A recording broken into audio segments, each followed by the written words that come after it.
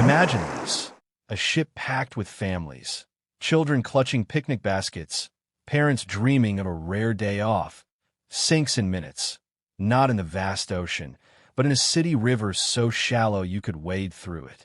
Yet, this disaster claimed more lives than the Titanic's darkest day. Why has the SS Eastland vanished from our memory? On July 24th, 1915, thousands of Chicago's working-class families boarded a steamer for a company picnic, expecting laughter and sunshine. Instead, they faced a catastrophe that stole 844 lives and scarred a city. This is the SS Eastland Disaster, a story of joy turned to sorrow, ordinary heroes, and a truth buried by time. I'm taking you through the lives swept up in this tragedy, the failures that caused it, and the reasons it's been erased from history. This story gripped me, and I know it'll stay with you. Let's uncover it together. Chicago in 1915 was a city of hustle and hope. Factories churned out goods, drawing immigrants from Poland, Ireland, Czechoslovakia, and beyond, all chasing the American dream. Most toiled in grimy conditions for meager wages, like the workers at Western Electric, a factory crafting telephones for a booming nation. For these families, life was tough, but July 24th offered a glimmer of joy. A company picnic across Lake Michigan on the SS Eastland, a sleek passenger steamer billed as a floating palace. Picture the scene. The Chicago River bustling with excitement, the air filled with chatter and laughter. Anna Novak, a 22-year-old seamstress, stepped aboard in a dress she'd saved months to buy, her fiancé, Jan, holding her hand. They planned to announce their engagement at the picnic, their smiles bright with promise. Nearby, Clara Pilsen herded her 3 kids, ages 4, 6, and 8, onto the deck, their eyes wide at the thought of their first boat ride. Another passenger, Joseph Kovar, a 30-year-old machinist, brought his elderly mother, Maria, who'd never seen Lake Michigan. For them, this was more than a trip. It was a moment to feel alive. The Eastland was docked right in downtown Chicago, ready to carry 2,500 passengers. Families crowded the decks, some dancing to a small band playing ragtime, others leaning over the rails to wave at friends on shore. But beneath the festive mood, something was wrong. The ship creaked and swayed, a sign of trouble no one wanted to acknowledge. As passengers poured onto the Eastland, it began to list, tilting slightly to one side. The crew brushed it off. The ship had a history of being unsteady, nicknamed the cranky boat by sailors. But this time, the danger was real. The Eastland was grossly overloaded, packed far beyond its safe capacity. Recent safety upgrades, spurred by the Titanic disaster 3 years earlier, had added extra lifeboats, but they made the ship dangerously top-heavy, like a tower ready to topple. No one told the passengers about the ignored warnings. Inspectors had raised concerns about the Eastland's stability, but the steamship company, eager for profit, waved them away. By 7:30 a.m., as more families boarded, the ship lurched sharply to port. Mary Callahan, a survivor, later said, "I grabbed my son's hand, but the deck slipped away like glass under our feet." In mere minutes, the Eastland rolled completely over, its hull slamming into the riverbed. The Chicago River, just 20 feet deep, became a death trap. Hundreds were trapped below deck, water flooding cabins and corridors. Those on the upper decks were hurled into the river, some crushed by falling debris. Chairs, crates, even the ship's massive smokestack.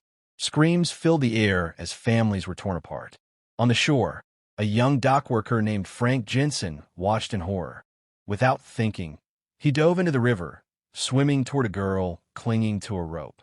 He pulled her to safety as her father shouted her name from the bank. Frank saved her, but her mother sank beneath the surface, one of countless losses he couldn't prevent. Another rescuer, a passerby named Thomas Riley, waded into the shallows, hauling a dazed woman to shore only to learn she'd lost her entire family. For Anna Novak and Jan, it was a desperate struggle. As water rushed into their cabin, Jan pushed Anna through a narrow porthole, urging her to swim. She reached back for him, but the current swept him away. Anna made it to shore, gasping and alone, her engagement ring the only piece of Jan she had left. Joseph Kovar fought to save his mother, Maria, but the crowd pushed them apart. He survived. She didn't. By 8 a.m., the Eastland lay on its side, a twisted wreck in the heart of Chicago. The picnic that promised joy was now a memory of terror, and the city stood frozen in shock. The aftermath was gut-wrenching. The death toll climbed to at least 844, though some say it was higher. Over 70% were women and children, many from immigrant communities who'd seen the picnic as a rare escape. The riverbank became a scene of raw grief. Parents calling for their children, husbands clutching hats or shoes pulled from the water. Clara Pilsen's story haunts me. She'd boarded with her 3 kids, promising them a day of games and candy. When the ship rolled, Clara was thrown into the river, saved by a rope toss from shore. But her children, ages 4, 6, and 8, were trapped below deck. She later wrote in a letter, "I hear their voices every night, asking why I didn't hold them tighter. How do I live with that?" Another survivor, Lena Schmidt, a 19-year-old factory worker, lost her 2 younger brothers. She'd promised her parents she'd keep them safe, but as the ship tilted, she was swept away in the panic. Lena spent days searching morgues, hoping for a miracle that never came. Rescue efforts stretched on for days.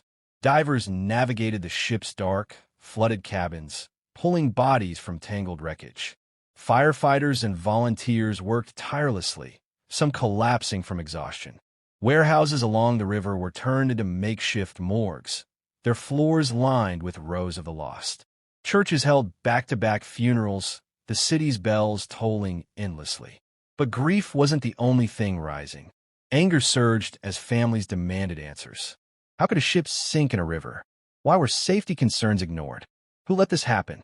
The steamship company pointed fingers at the crew. The crew blamed the passengers, and the truth seemed to slip away. Why didn't this tragedy spark the same outrage as the Titanic? Let's hold that question. We'll come back to it. The SS Eastland should have been a turning point, a disaster that forced change and accountability. Instead, it faded into the shadows of history. Why? First, the timing was brutal. In 1915, World War I consumed the world's attention.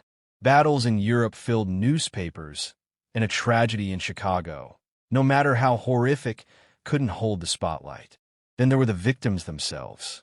Most were working-class immigrants, Polish, Czech, Irish, people the powerful often overlooked.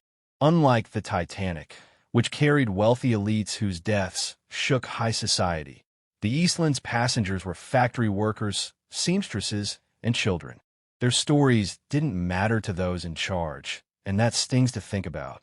The steamship companies dodged real consequences. Trials dragged on, with executives blaming unforeseeable conditions, while families waited for justice that never came. No one was truly held accountable. No laws changed. No safety reforms swept the industry. It was as if the 844 lives lost were a footnote, not a headline. Chicago itself played a role in the forgetting. The city was on the rise, eager to show the world its progress and promise. A disaster tied to corporate greed and negligence didn't fit that narrative. By 1916, the Eastland was rarely mentioned, its memory buried under new skyscrapers and dreams of a brighter future. Researching this, I felt a weight in my chest. These were real people. Anna, grieving her fiancé. Clara, haunted by her children's faces. Joseph, carrying the guilt of surviving without his mother. They deserved better than to be erased. Their dreams, their pain, their lives, they matter, and we can honor them by telling their story now. The SS Eastland isn't just about a ship that sank. It's about people like Anna Novak, who lost her future in a single morning. It's about Clara Pilsen, whose heart broke and never mended. It's about Frank Jensen and Thomas Riley, ordinary men who became heroes when the world fell apart. It's about a city that turned away and a history that let them slip through its fingers. We have a chance to change that. We can share their stories, speak their names, and keep their memories alive. Let's do that today. If you've never heard of the SS Eastland before, drop a comment below. I'm curious what part of this story struck you most. Was it Clara's loss? Anna's survival? or maybe the way history moved on. Subscribe to Tragic Echoes for more stories that deserve to be told, stories that remind us of the lives that shaped our past. Thanks for being here, for listening, for caring. Let's make sure the SS Eastland is never forgotten again.